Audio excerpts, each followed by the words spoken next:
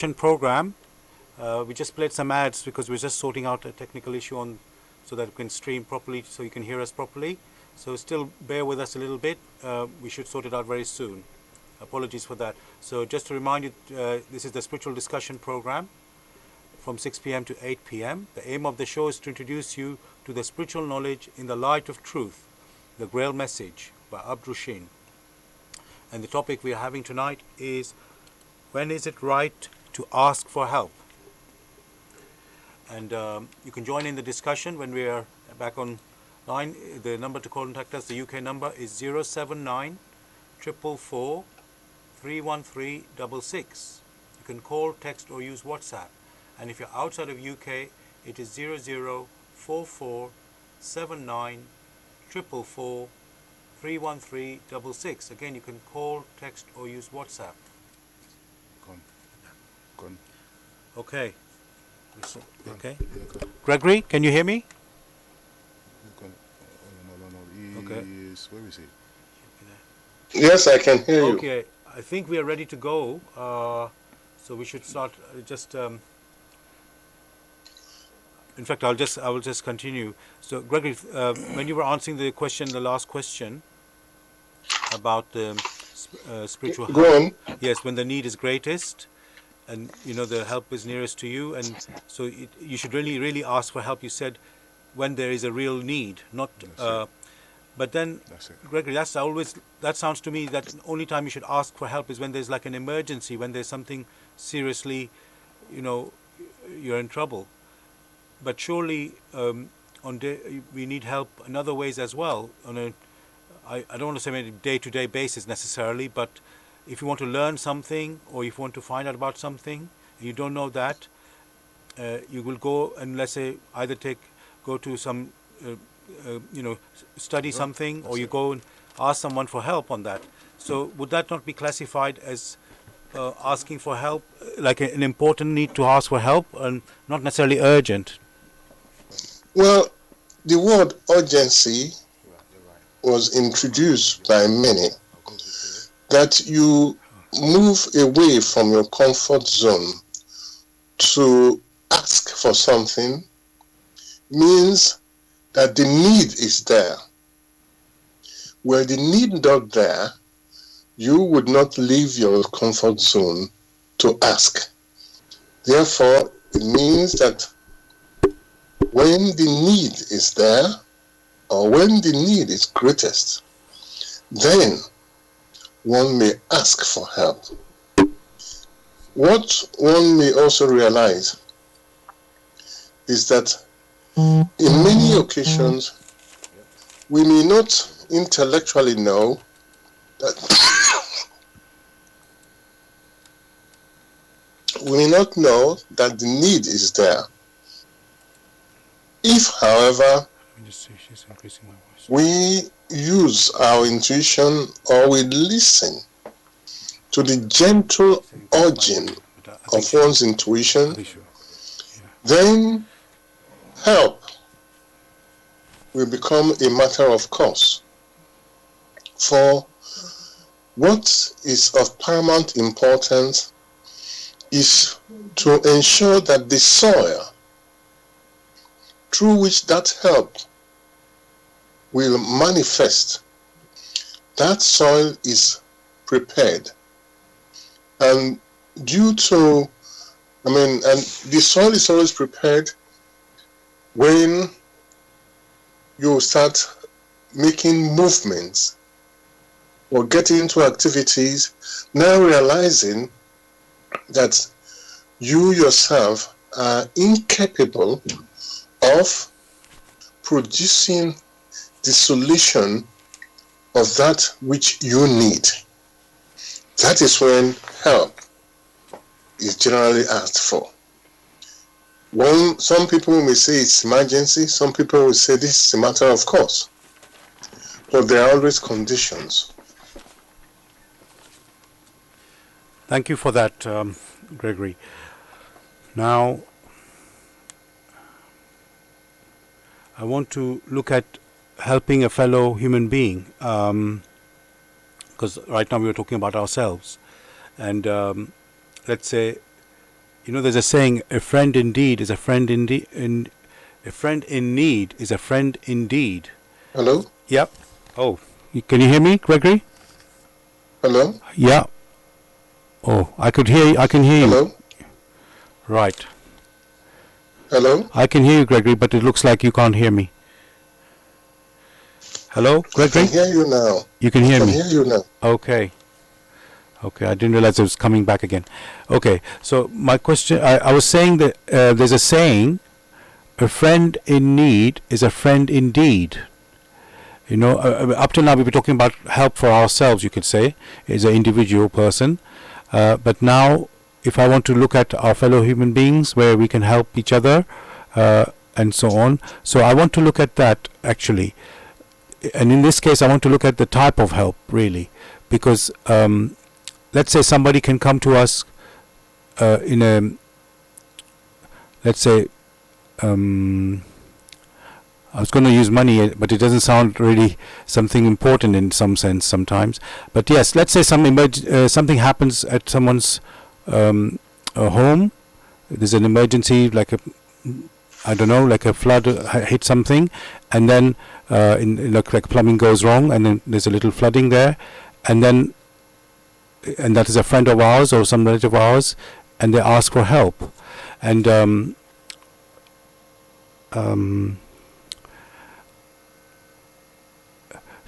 okay, so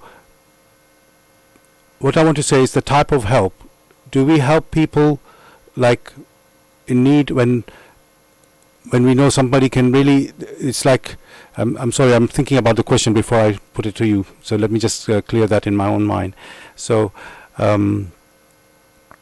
yes,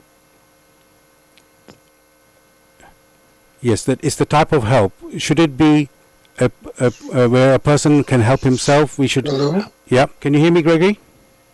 It was silent. It was silent. Okay. All right. Let me just hold on a second. I'm going to try and sort that out again. So apologies, listeners. I'm going to play some ad again, and we're going to try and sort this out. I thought we had solved it. Okay. Gregory, hold on a second. I'm going to play some ads again.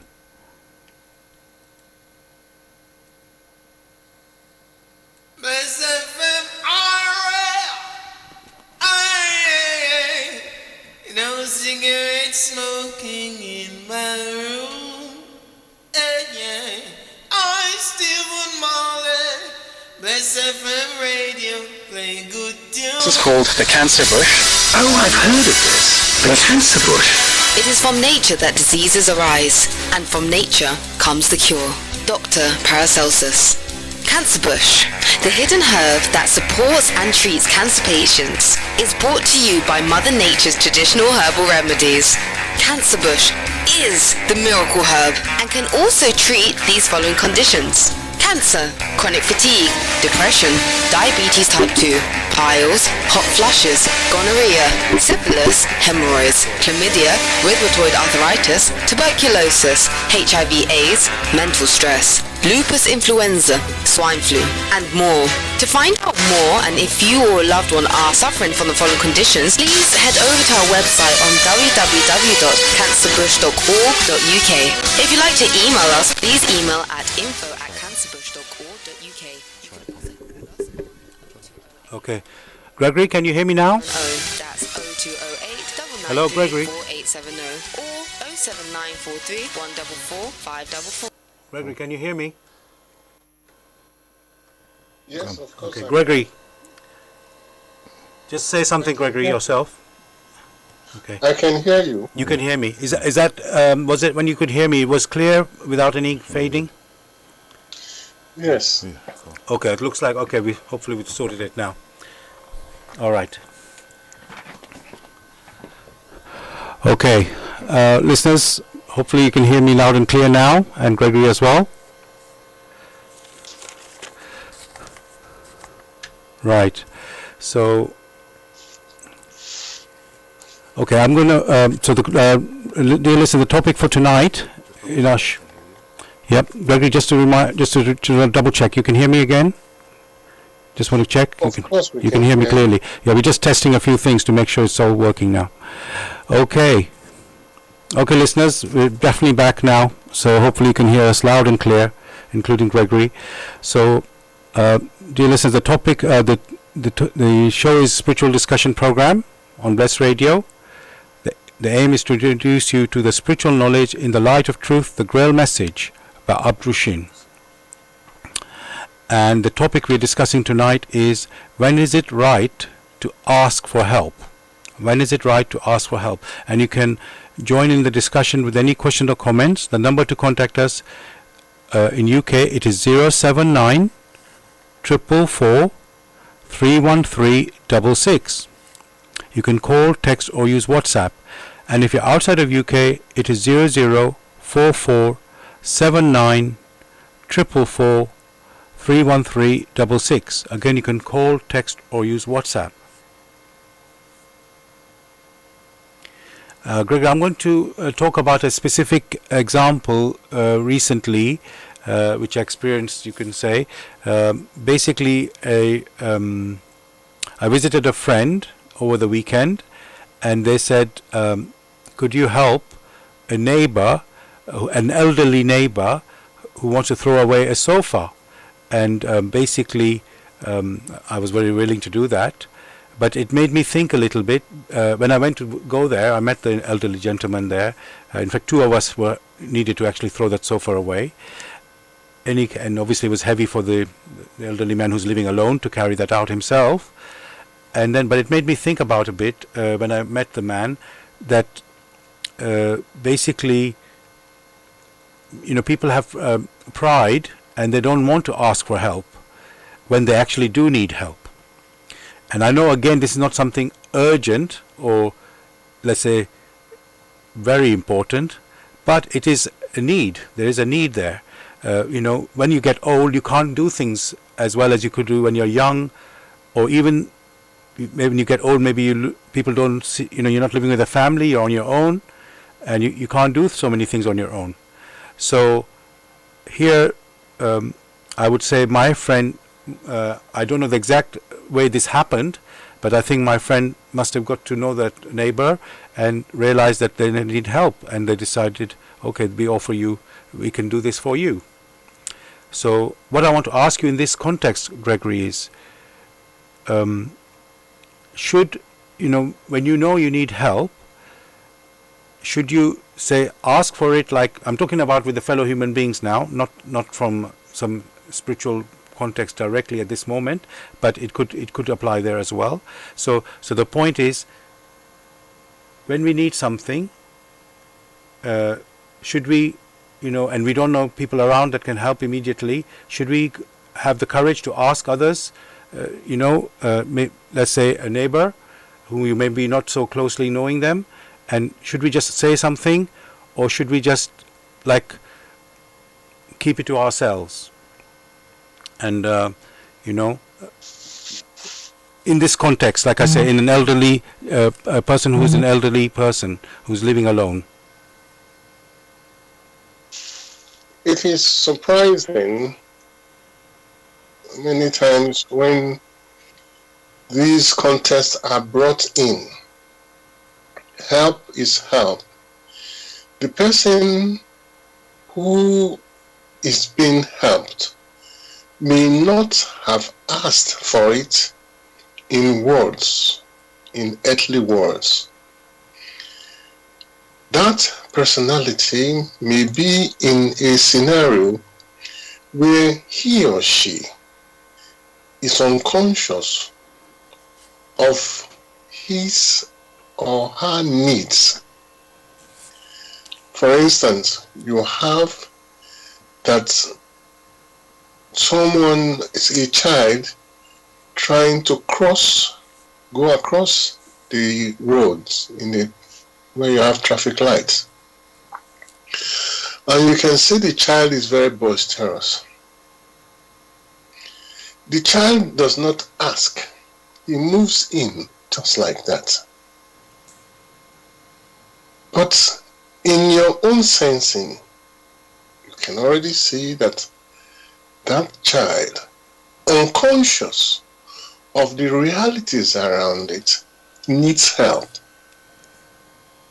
and you offer to guide the child through, whether it's a child or an elderly person, is immaterial.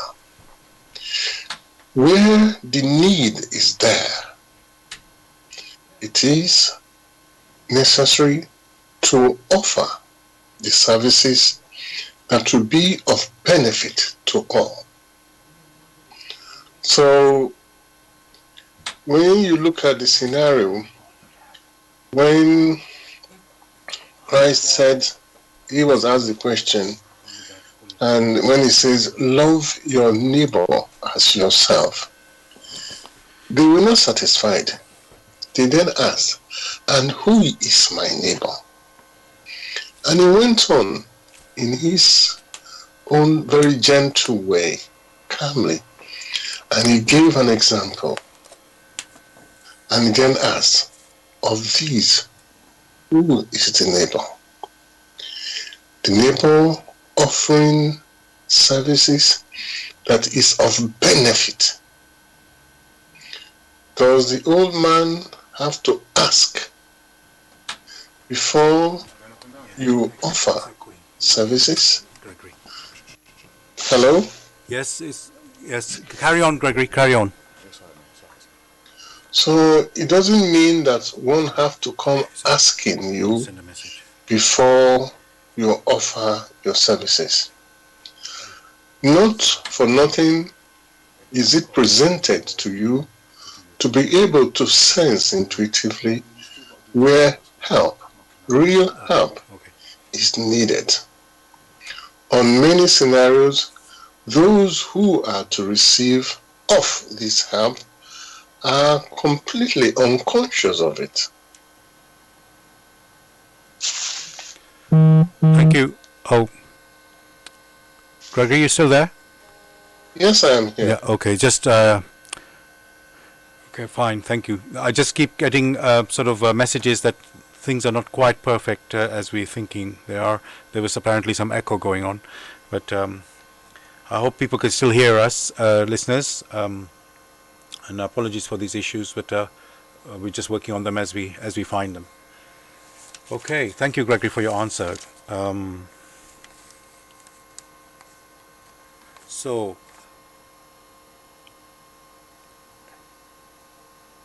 let me, okay.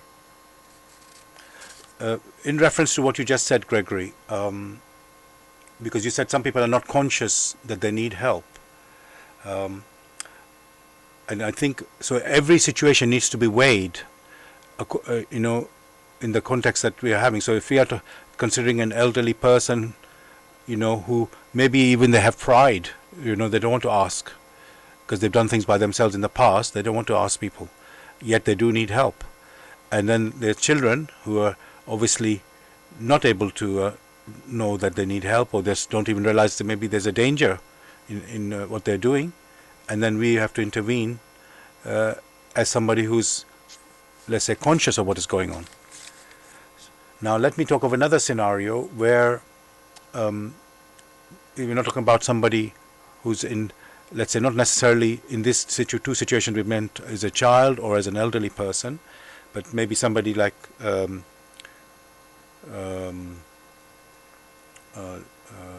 trying to think of a situation where oh yes, okay. So let's say again, this is, I know it sounds a bit trivial, but let's say somebody is learning to drive a car, and you know how to teach drive that, teach someone to drive, and then the person hasn't asked you, the one who's learning to drive, wants to learn to drive, hasn't actually asked you for your help, but then you go ahead and say, okay, I'm going to teach you this. So, Gregory, again, we are talking about the topic, when is it right to ask for help? So should the person who can help, let's say, should they wait to be asked, or should they offer it automatically? Because when they hear that there's in quotes, a need, that somebody needs something, should we offer it in that, like, immediately, or with regards to wait that to be asked? which touches the inner man, one must weigh with his or her intuitive perception. Only that should be the guide. So it is impossible to lay down rules, which rules will be temporal. For real help is alive. It is not dead help. And that which is alive lasts for a very long time. And that which lasts much longer must have arisen from the inner perception of the one who is either asking or providing that help. So it will not be right to lay down rules looking at different scenarios. As your spirit, as the movement of your spirit urges you, so you yourself must respond. Respond not waiting to be asked before you carry out that which is of benefit. It doesn't mean, therefore, that you yourself should go about searching for scenarios where you can start offering support to people. The way creation is, that which you sorely need to do is brought across your path without you asking. For that will be what is of benefit if and only if you respond to the challenges. As we all know, many things that will come across are challenges. It depends on our inner attitude, how we respond to these challenges. That is what makes it alive or dead.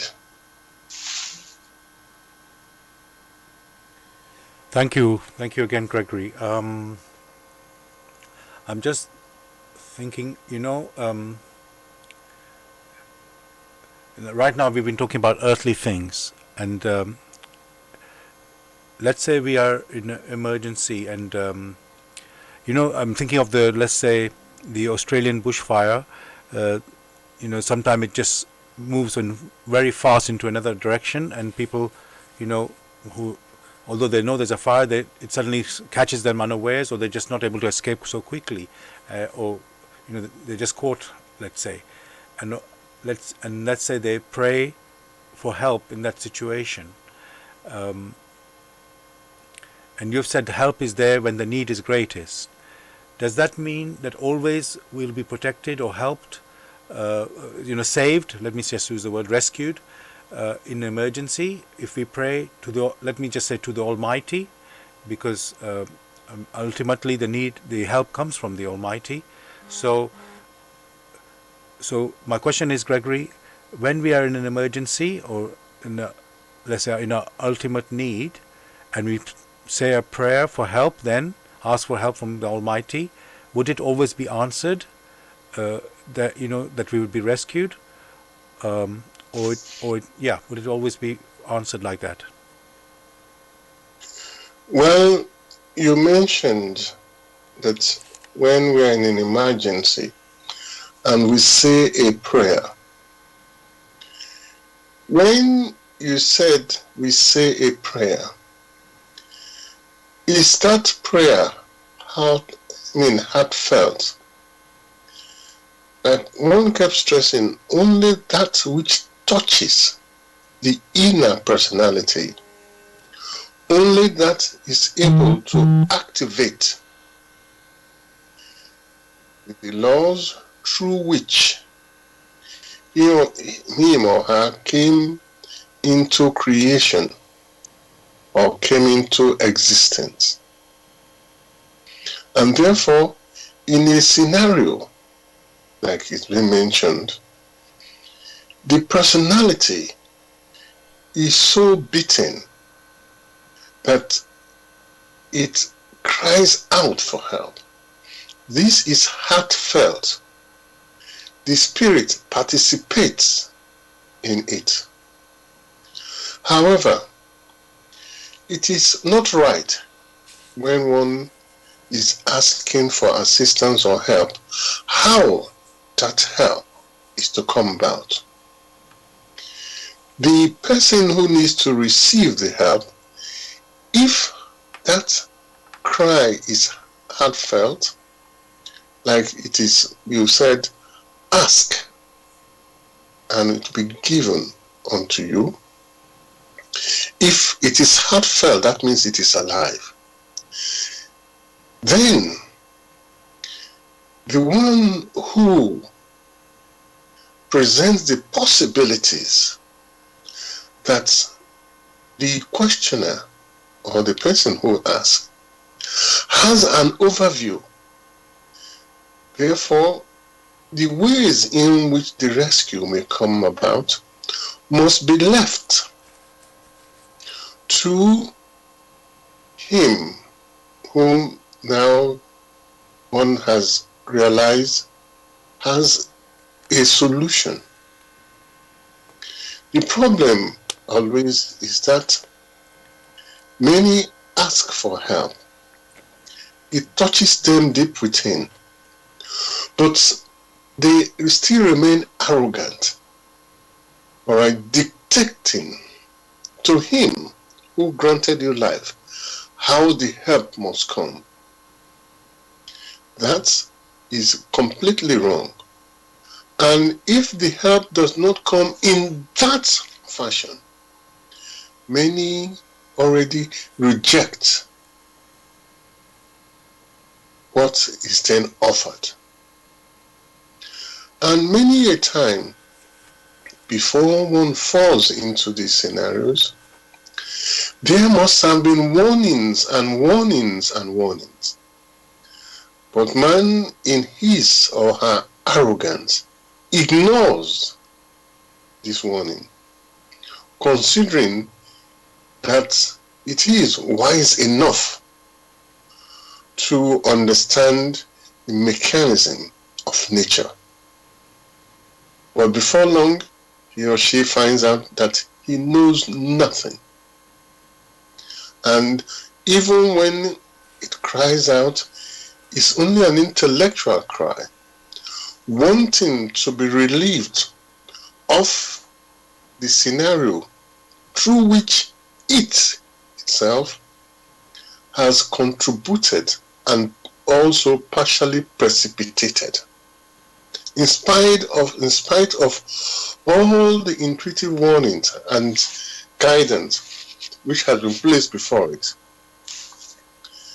Therefore, when help is asked for, one must be prepared deep within himself or herself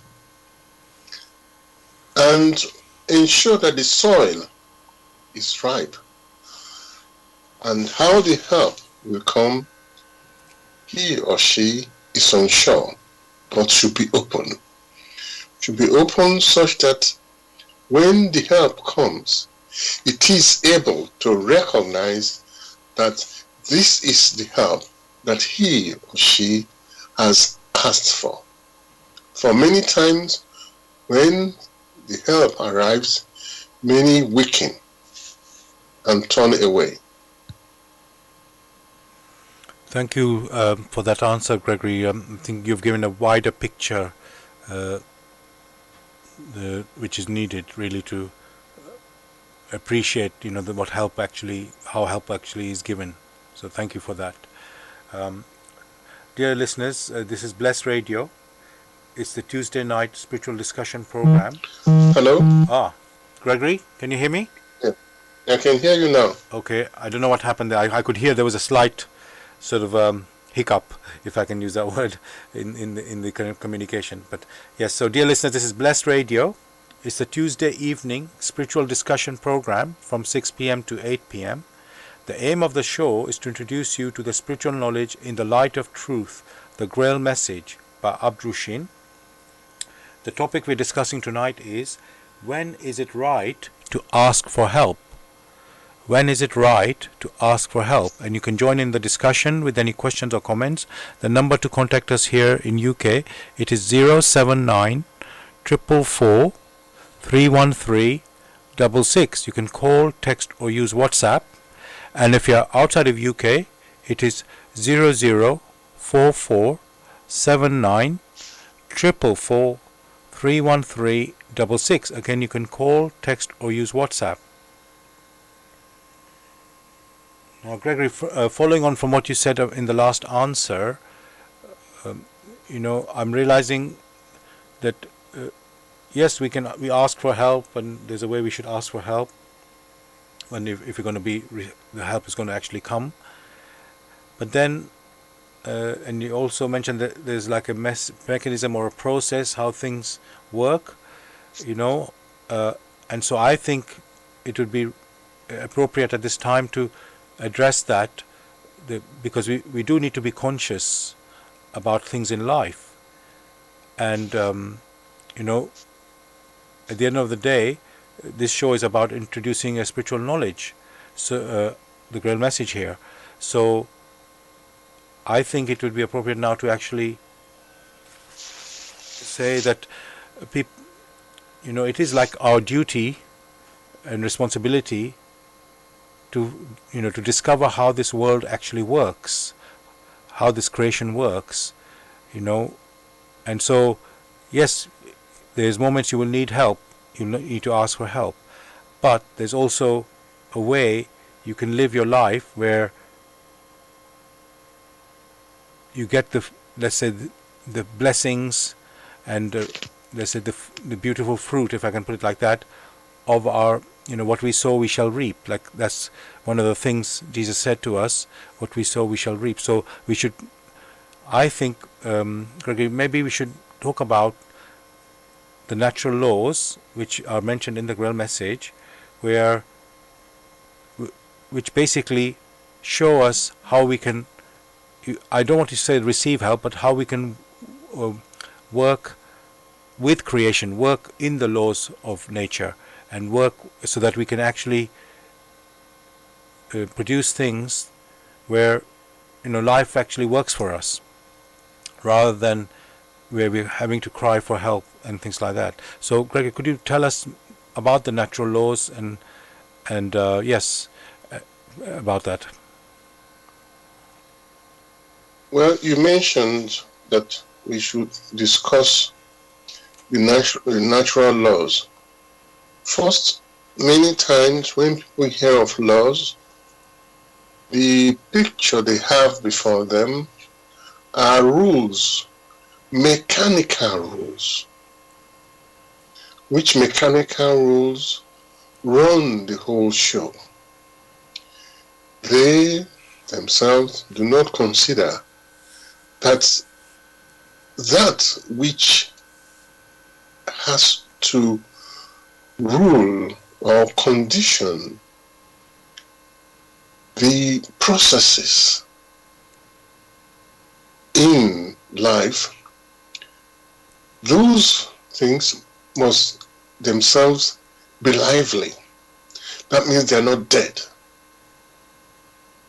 So the first thing one must consider, he or she who strives or who cries out and needs what is good must provide the environment such that that which is good must come to him. Else, it will be that such a personality cries out for help and does not make enough effort to understand what help is. He or she must realize that movements or activities in nature are filled with movement, and that the first rule that should guide him, that in his striving for that which is noble, he himself must tune himself to that which is noble. That means nobility must start with him. Not that he will stay in the neighborhood of morbid eccentricity and dream of nobility.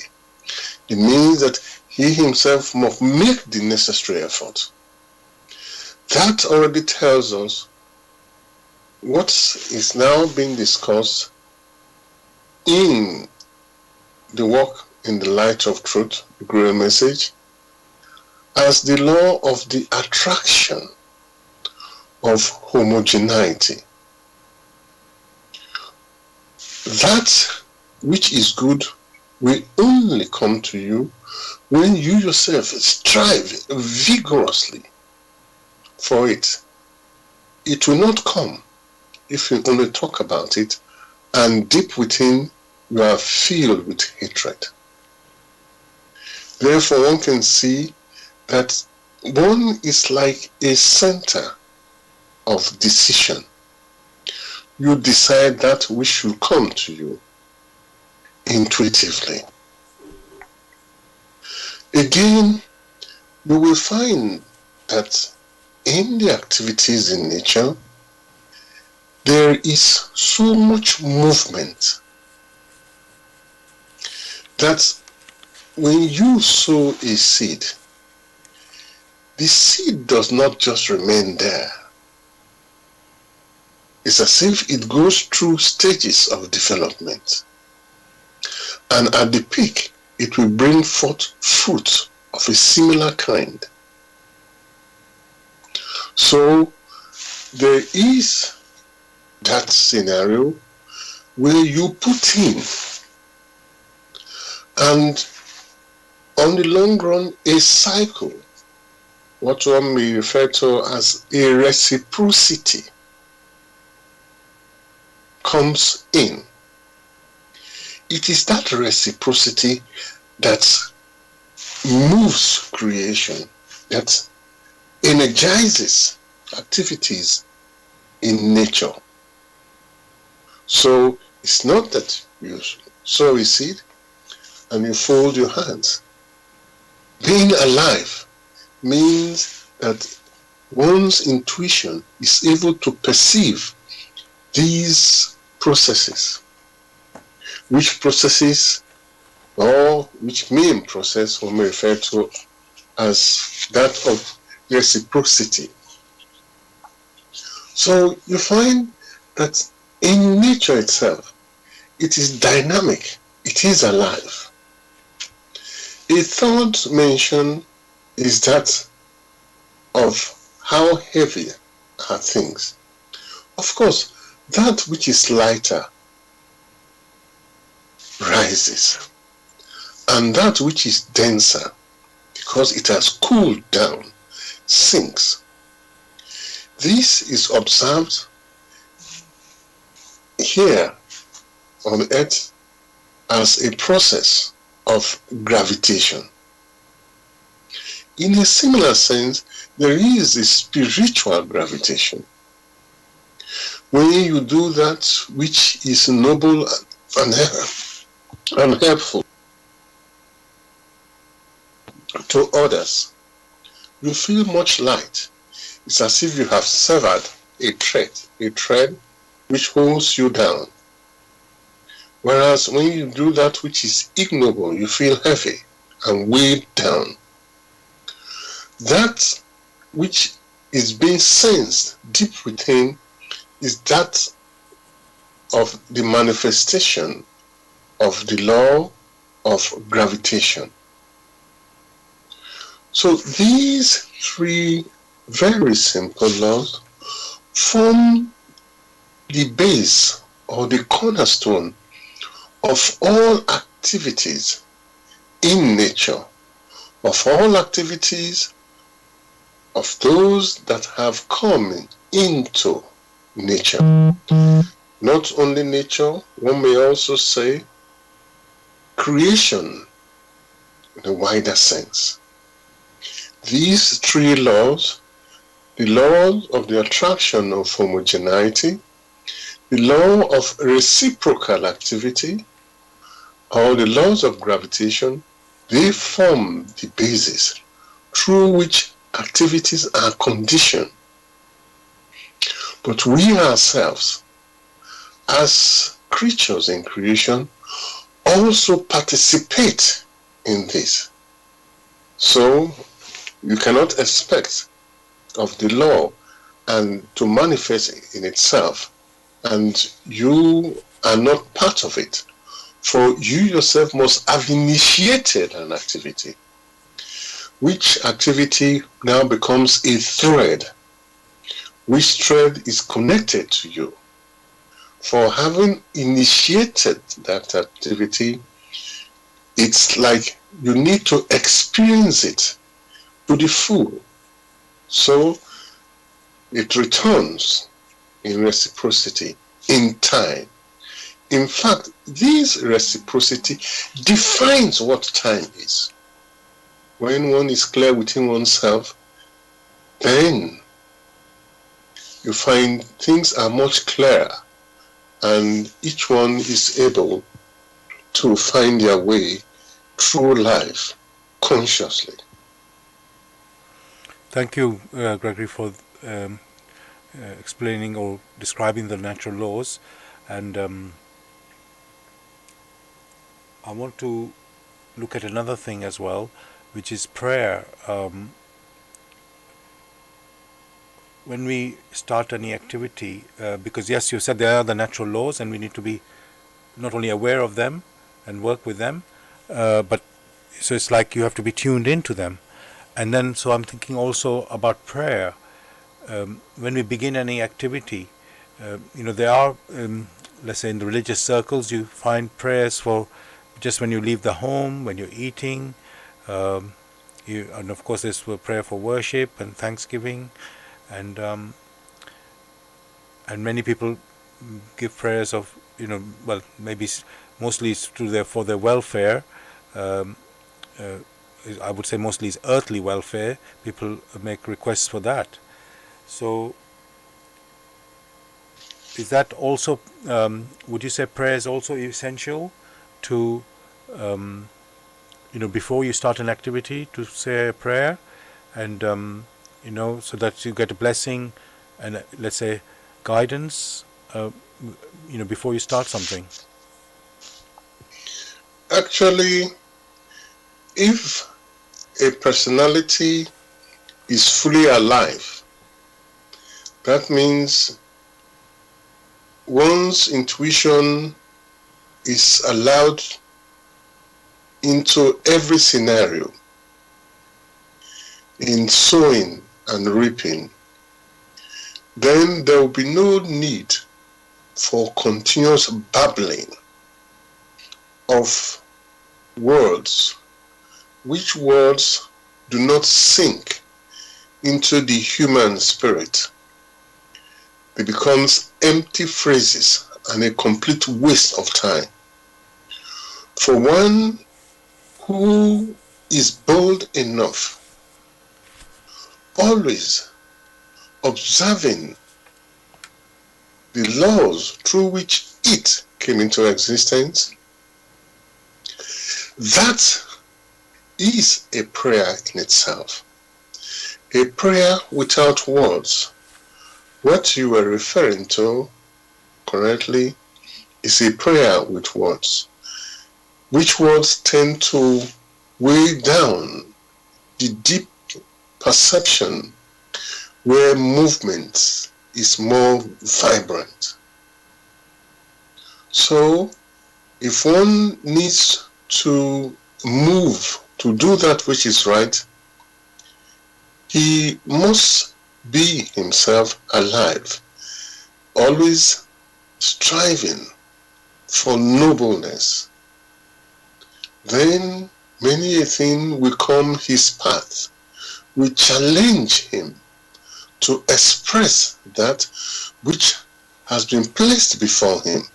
Then he refines himself And then he himself knows that creation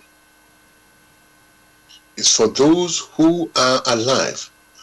And having become alive, words do not matter so much, but deeds which have sprung from out of one's intuition, deeds which have sprung from personal conviction, which conviction has come through vigorous inner movement which weighs and examines all that it comes across. Then it will, in due course, be grateful for the wisdom that has placed these challenges before its path so as to strengthen it. Then it need not babble words, which words have no meaning. Thank you for that, Gregory. I'm looking, okay, another scenario I have in my head that comes up regularly for me is, especially in London, when you're traveling on the underground, you see beggars, and, because you said, Gregory, we should use our intuition, and the immediate, let's say, reaction or impression when you see a beggar, you feel like sympathy for them, that they're going through some tough time, and you want to help them in some way. And then you're thinking, should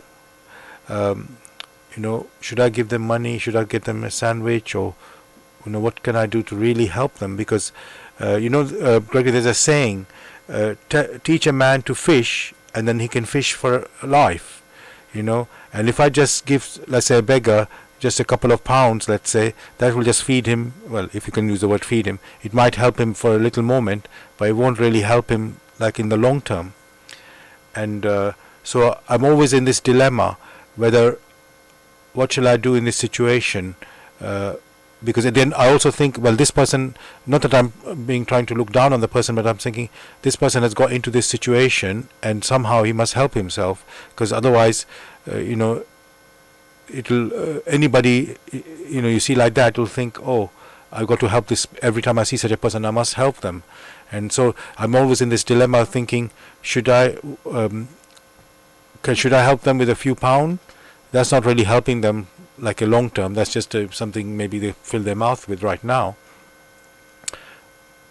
And at the same time I keep thinking, no, they must sort themselves out, because they're responsible for what has happened to them. Not as I say, I'm looking down at a bad person or anything, just not in a judgmental way, just because I can only help them a little bit, not you can't, how can I say, live another person's life. It's their life. They need to help themselves.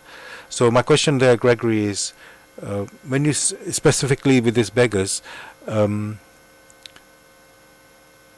should we help them in a way, like in a temporary way, or should we just let them find their own help? Find themselves out of their own issue, problem? That particular question is a very general question, so it is good it's been brought up. Again and again, it has been said, my spirit moves me, so do I respond. If in your personal intuition, the urgent need arises for you to respond to a particular scenario, so be it. And therefore, it would be utterly wrong to say, this is what, this is how you must respond to this scenario. It may also be that finding a person in that scenario, you offer the bit which you have, and in your very same eyes, you see the person going out for drugs. And then you said, if I had known. If you had known, because you yourself had not weighed deep within yourself.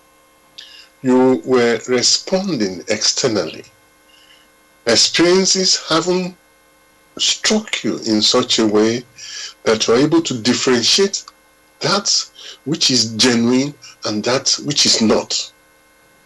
So that particular scenario is personal, but through continuous refinement of oneself, one is able to respond to scenarios.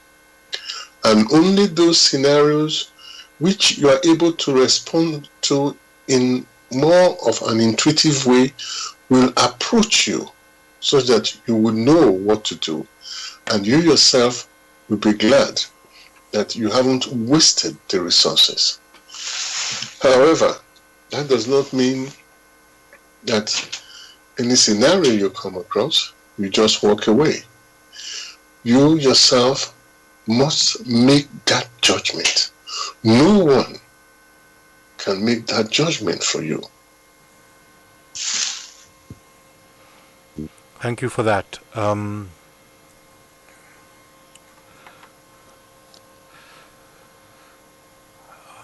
just thinking, yeah,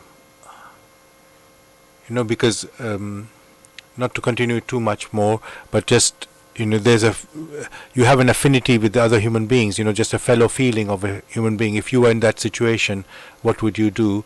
Because the first thing is to help yourself, because it's quite embarrassing to be in the street and, begging from other people, and because you look helpless. It's not good for your, well, maybe it doesn't really matter when you're in need. It doesn't matter how you're looking to other people, I guess. So, because you have to say something if you need something.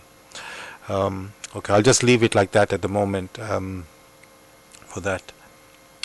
Say something. If you going in the streets and there's an accident, you do not consider that particular personality who is involved in the accident, whether he or she has money or not. You automatically move towards and see whatever assistance you can give. That situation, you have that your own personal intuition already guides you that you wish to be of assistance. Yet you do not know this person. At the same time, you go into the underground or in the streets, you find people, beggars, in quotes, who have been there for a long time. You do not know their history. But superficially, you want to jump to offer assistance. But these are two different scenarios. That is why each scenario must be weighed very carefully by the human spirit, weighed with one's intuition. That is what makes it most difficult. In one scenario, you find someone helpless. In another scenario, you find someone helpless, but you are not sure what lies behind it.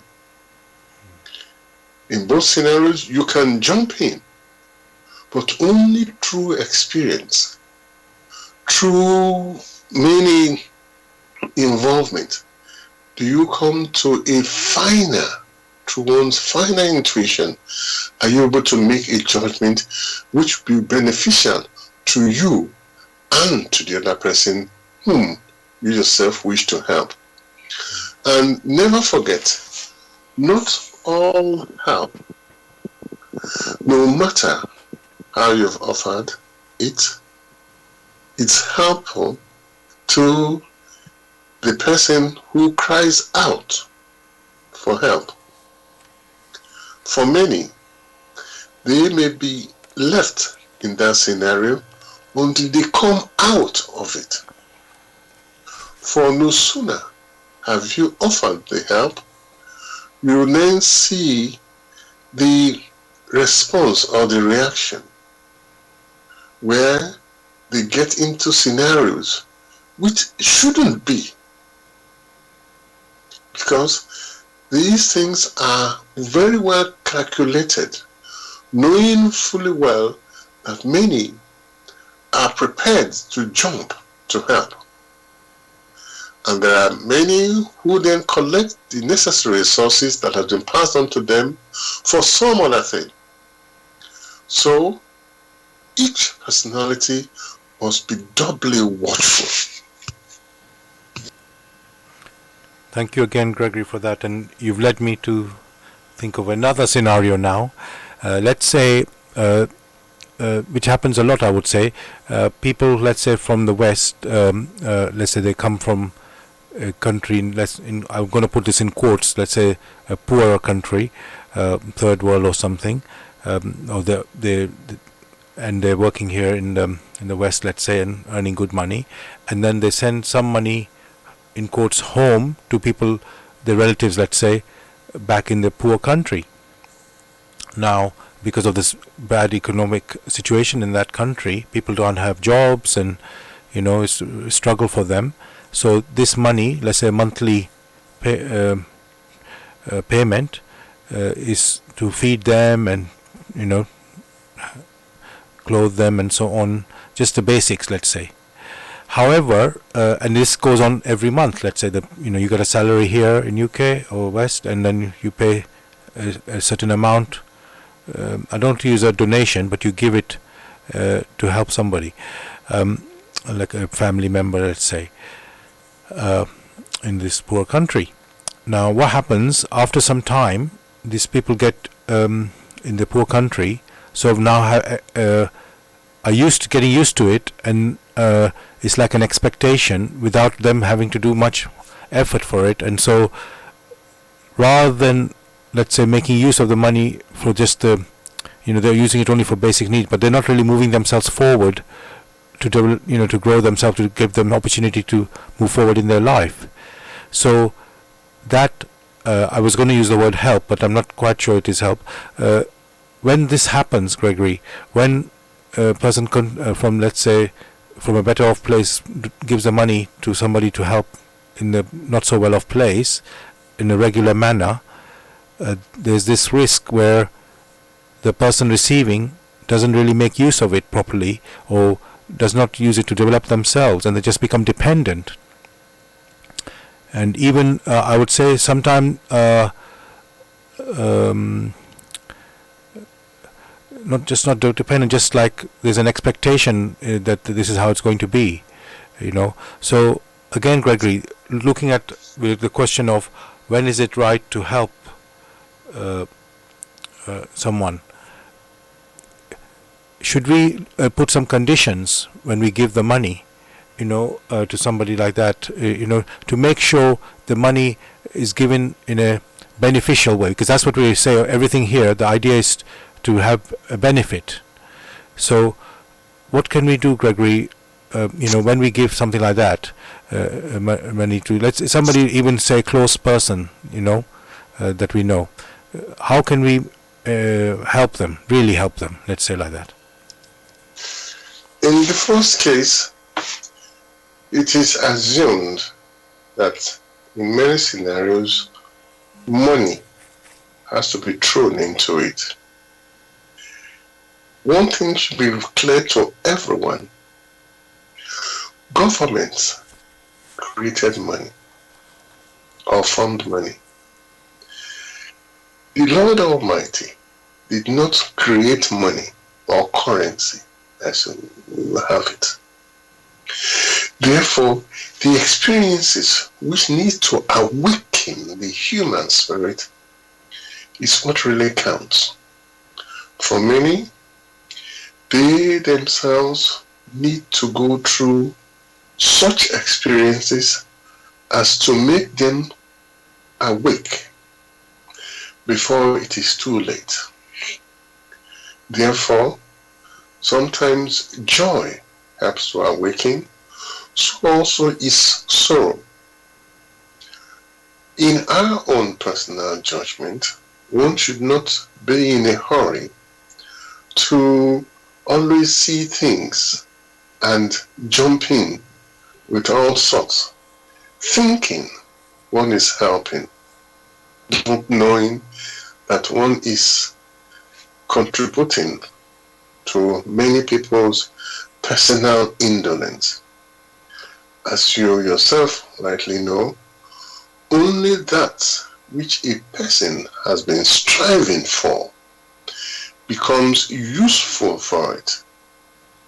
For if you do not strive after something and is brought to you, you haven't prepared the soil to be able to recognize that which has been granted to you, and therefore there is the likelihood of a misuse of that which would have been beneficial. So, to be able to perceive of the scenario which one has now encountered, again, the intellect must remain silent. That which is of spirit, which is very mobile, must now take over, and through one's fine intuition be able to make decisions. As is well known, to be or not to be has never been the question. It is how to be. And how to be can only come through personal experiences. So, the experiences may come from the giver or may come from the receiver.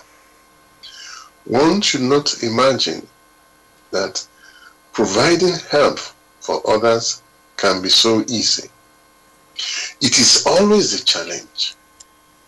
And because it's a challenge, one must be alive to meet these challenges, to ensure that that which is made available for others will go a long way to be of benefit to them.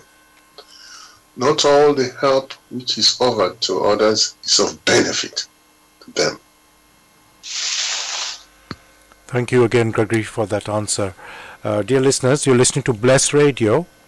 It's the Tuesday evening spiritual discussion program from 6 p.m. to 8 p.m.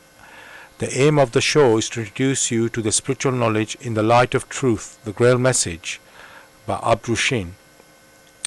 And if you're interested in getting a copy of the Grail message or want some more information, you can go to this website, which is www.grailmessage.com. I'll spell that, www.grail, Grail, message, MESSAGE.com. And the topic we're discussing tonight is, when is it right to ask for help? I'll say that again. When is it right to ask for help? And you can join in the discussion with any questions or comments. The number to contact us here in UK, it is 079 444 313 66. You can call, text or use WhatsApp. And if you're outside of UK, it is 0044 79 444 313 66. Again, you can call, text or use WhatsApp.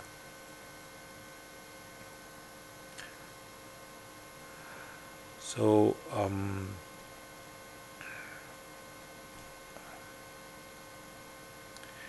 Gregory, there's another thing in my mind about, we talked earlier about the natural laws, or the laws of creation, and everything works within these natural laws, and we don't have to pray to, we just work with the laws. If, we need something, or,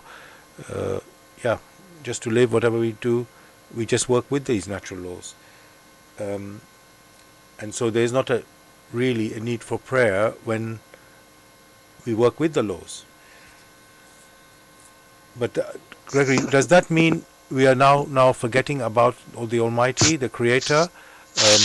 Or we only consider the Creator? Only consider. It is that we had the wrong impression.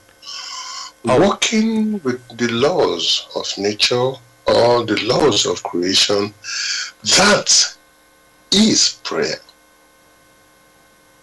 So, if one is working with the laws of creation or the divine laws, then that personality will not forget or will always have in its view the giver, where this power streams from. Then, as long as it's in harmony with these laws through which the power streams, then he is alive and could in no way forget where that power issues from. In fact, it means he is always in perpetual prayer. Thank you for that clarification, and because yes, sometimes we could misunderstand that. So thank you for that.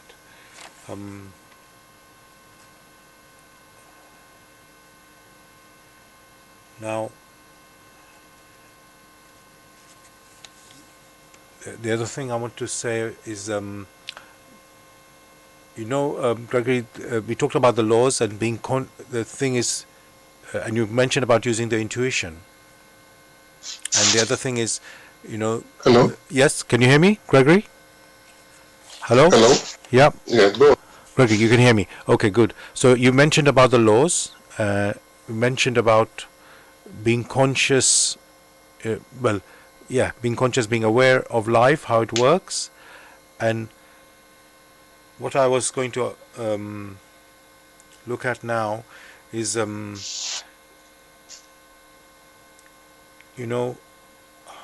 just trying to frame this question to see how can I put this to you.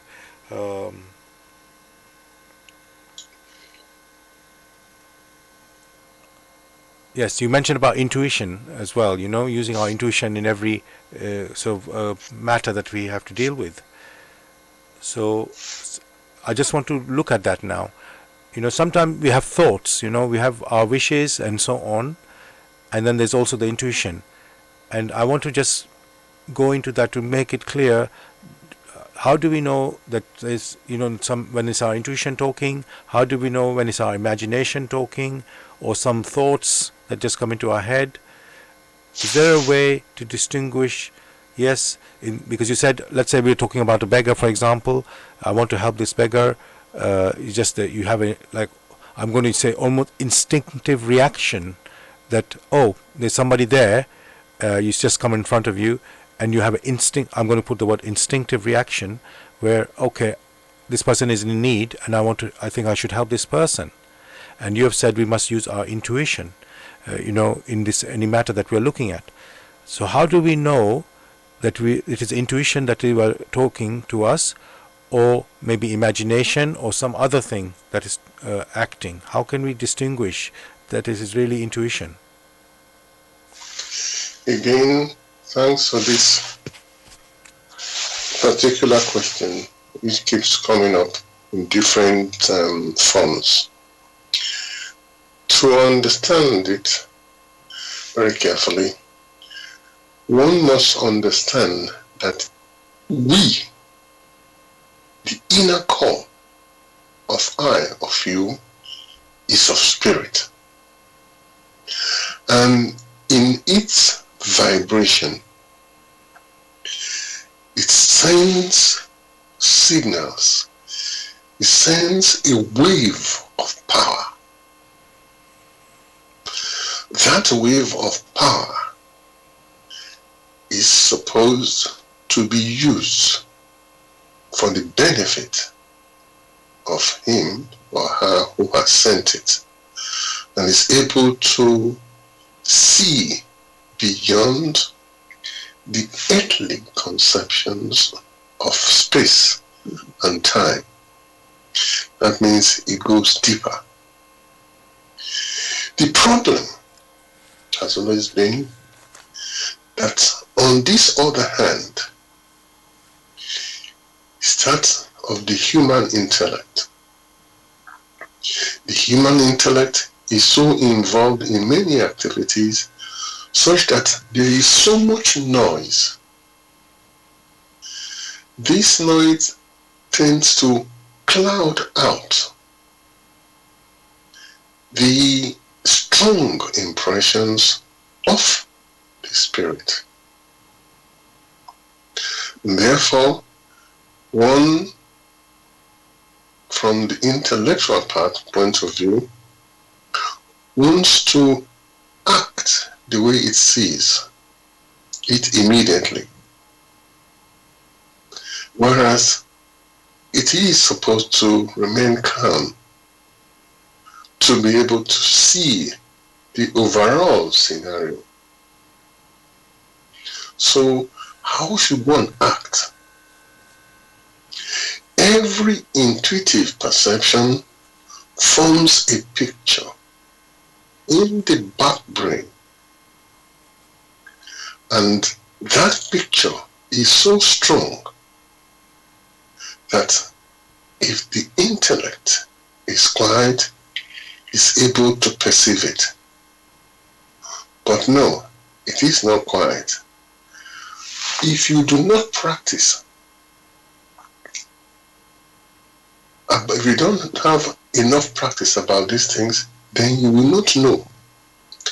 Just like in the case of football, if you do not keep practicing, or in the case of music, if you don't practice again and again and again, then in laziness, you will find that many things you cannot do. It is the same thing with a field which has not been cultivated. When you do not cultivate your field, all right, that means if the spirit is not vibrant enough, what then happens? Like you have in an uncultivated field, all sort manner of crops growing there that will cause so many problems, thorns, all sort of things. But with a cultivated field, beautiful flowers will arise from there. So let each personality gradually and calmly let their deeper sensing come to the fore. This deeper sensing may arise through joy or through terrible sorrow. For instance, many a time, only when we have lost the so-called dear one, only then do we at all reflect that life here on earth is temporal. Only then do we open up, because then the intellect of which we are so proud of has no solution, because it has remained silent and can never have solutions to it. At that time, we know no argument. So, in that scenario, since we know or we sense very strongly, shouldn't we apply that scenario in all that we do? All this calls for personal refinement, which refinement must, of course, come when one strives after that which is noble. It doesn't come overnight, but through continuous self-control, many things will be revealed, such that such failure as has abounded over millennia and centuries will be minimized. Many a thing which most of the time looks like a challenge was only carefully placed along one's path to develop that personality to become more intuitive, more refined. And yet, these are the same things that we reject. Just like a beggar or someone who is in need dictating how the solution to his or her problem, even in that terrible scenario, should come, and yet not allowing the challenges in life to refine it. The same thing goes with the intellect. It is because our spirit is more or less asleep. And that is why the impressions which has been sent out, we want to use logic to smoother. We ignore that which is right before us instead for us to learn from it. So how should one develop his intuition? Very simple. We have built so many wrong forms and impressions around us. We have created many wrong scenarios. Deep within us, we have all sorts of distorted concepts. There's only one way. Destroy those terrible concepts that we have allowed to assail us, be it in what we watch, or the food we eat, or the way that we breathe, and many things we do. Once those wrong conceptions are destroyed, then the light of truth will assail you, and then such a question need not arise, because now one is alive. Thank you, Gregory, for your answer there. And you made me think of another question, actually, where, let's say, people are suffering with cancer or sort of like fatal type illness or some potentially fatal illnesses. And, everybody has this inherent wish to continue to live. When I say live, staying on the earth, because we know there's life after death. But, and we've just talked about the intuition where, you can sense with your spirit, oh, maybe my time is coming, I should leave. But then there's always the intellect saying, no, I want to stay here. I don't want to leave my family. I don't want to die yet. I'm still too young. All this sort of idea is there. It's like a conflict. And so my question would be, I think you've said it in a way already, that every situation is individual situation. No two people, it will be the same answer. Yes, we should help this person, or maybe we shouldn't help this other person, because maybe his time has come to go. So my question would be, when there's this situation of, in quotes, potentially fatal illness, cancer say, is there, because what I'm saying is, people want to help. When somebody is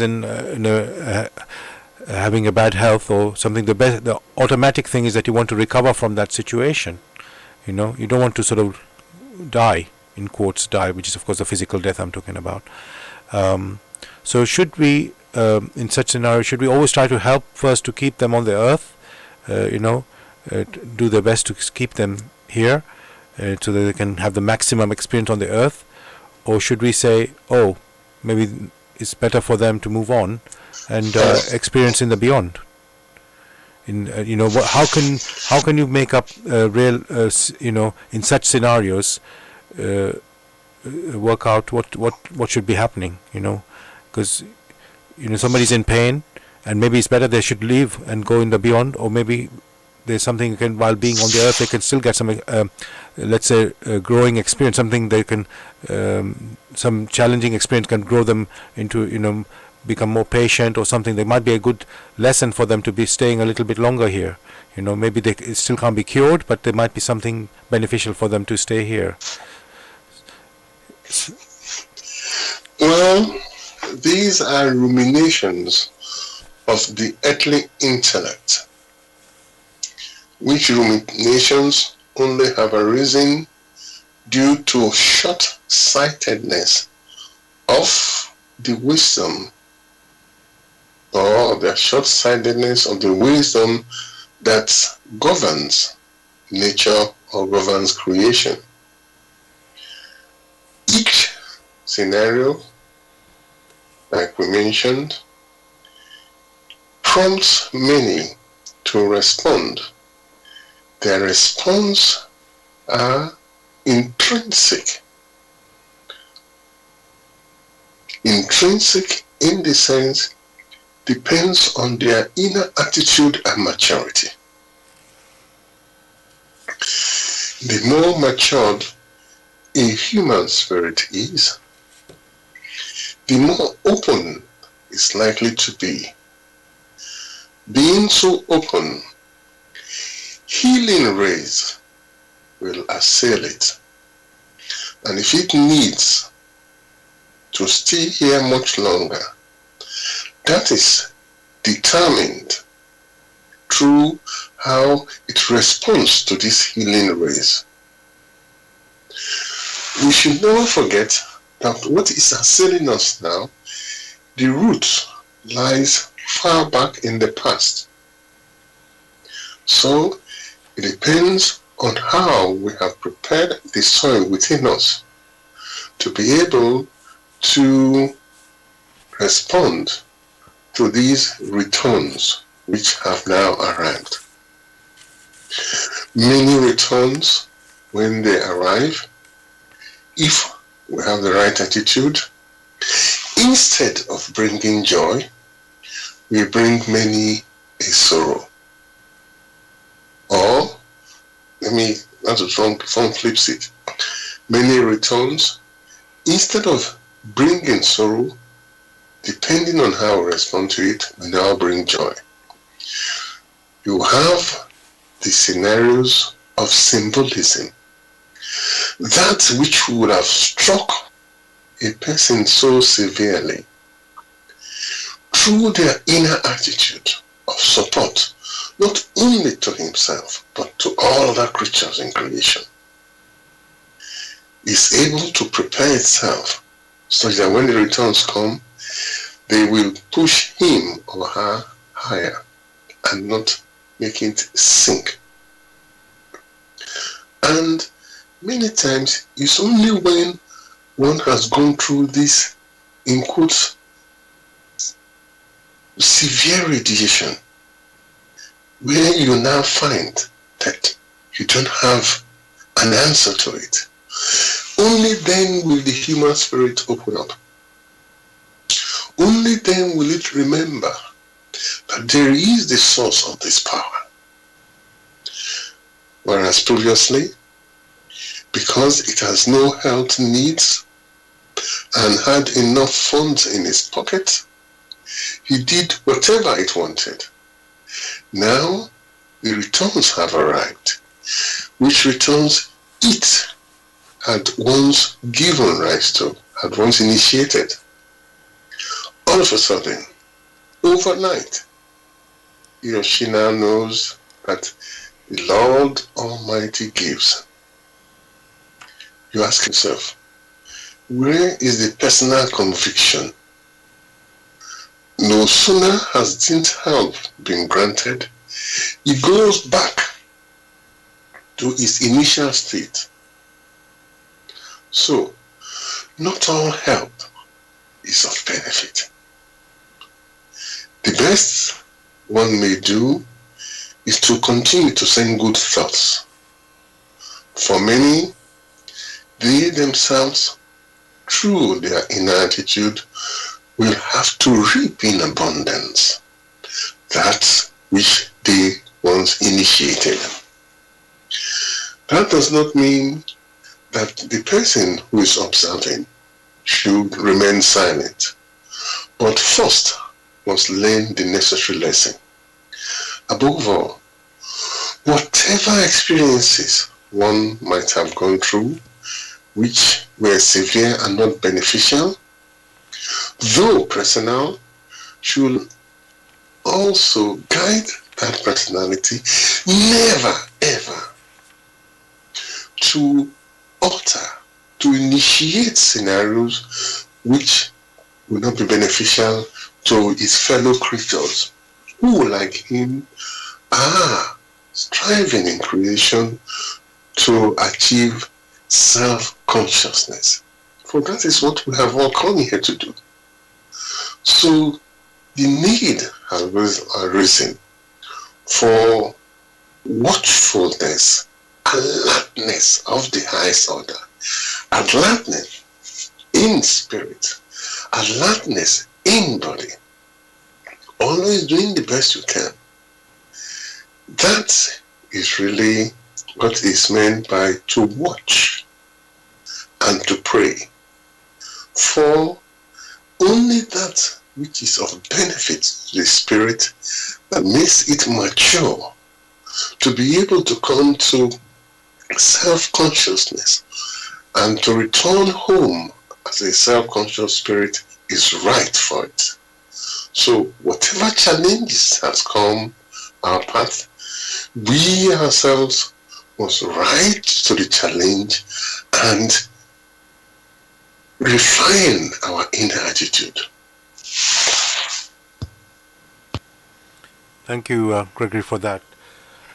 Dear listeners, we've come to the end of our show, and I would like to read something from the Grail message, which it is from the lecture Cult at the end of the lecture, and I'm going to, because of the way I'm starting the quote, I'm going to sort of, just the beginning of it, I'm going to slightly change it so it makes it clear, it just makes sense basically.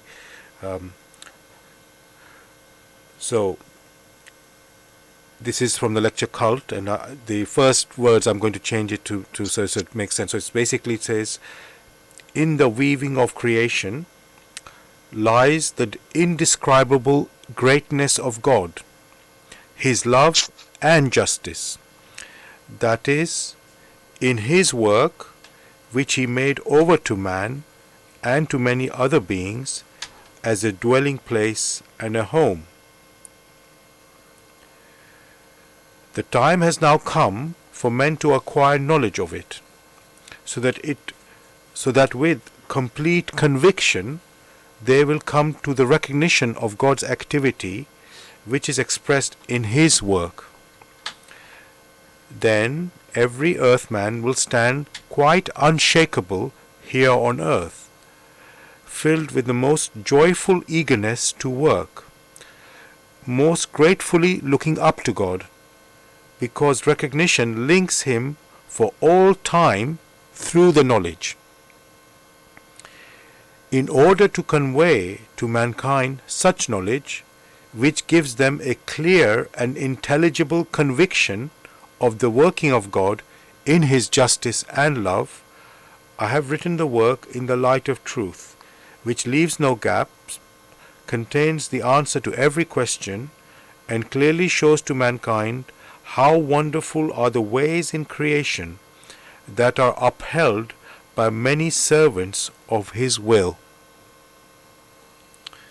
So that was a section I've read from the lecture Cult, from the Grail message, in the light of truth by Abdrushin. Listeners, so hope that will encourage you to pick up the Grail message and to examine it for yourselves, and get the benefit. That's what we are here about, because we said it, the topic tonight is, when is it right to ask for help? Well, the help is let me say, the help is there. Help has always been there. We just have to ask for this help, and in the Grail message, the help is given. So we encourage you, and to even not only encourage you, we urge you to pick up the Grail message and discover the help that is in it. Gregory, anything you'd like? Oh, Gregory, are you there? Can you hear me, Gregory? I'm here. Yeah. Anything you would like to say to the listeners to say goodbye? Well, we wish them the best, and like you said, they should find the time to examine this work themselves. Thank you. So, dear listeners, thank you for joining us tonight. I hope you enjoyed the show. Apologies for the technical issues in the show. Hopefully it didn't spoil your listening. We'll be back as usual next Tuesday, 6 p.m. to 8 p.m. with another new topic. I will discover it when we have that show. So I wish you all the best. God bless. And yes, Brother Saram should be on next. All the best, everybody. Take care.